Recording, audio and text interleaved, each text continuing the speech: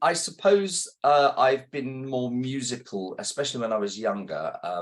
I started playing the piano at 8, um, and then I taught myself to play the guitar. I learned the trombone at school, but not really artistic. But it was always an ambition, and I got to a point in my life where, having got married and starting to look around and have a house and hobbies, that I decided that I'd try watercolor. I went on a couple of courses with a brilliant artist, now sadly not with us, called Paul Banning, who was a watercolor painter, and he inspired me. And I sort of love what watercolors do. They don't behave, and sometimes when they don't behave, the result is just fantastic.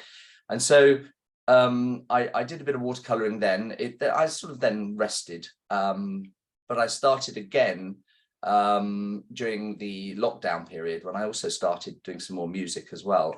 I started to compose and arrange music for choirs, but it was a lovely thing to do, to fill the hours, and I found a lovely online mentor, and I've been painting sort of every day pretty much since then. And I try and do something each day, even if it's just a sketch or just mucking around with some color. So yes, I suppose it's developed. It may have started with a small flame, but I think it's got greater since then.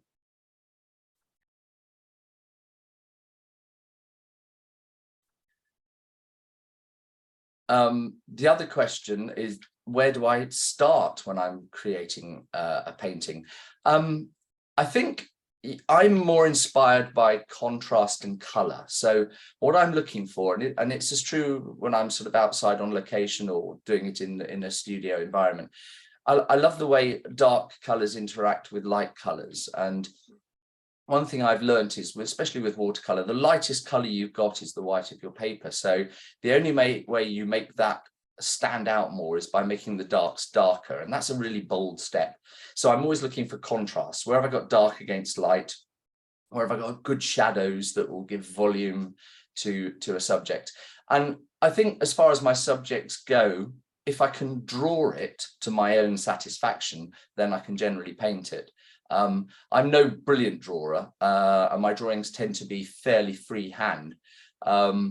But if it looks good enough when I've drawn it, then I will paint it. And I will always try and find color in it, even where there doesn't seem to be very much.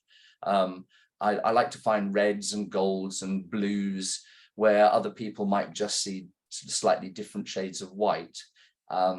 So that's my process, really. But that, and letting watercolor do what it does naturally, I think, is the best way ahead.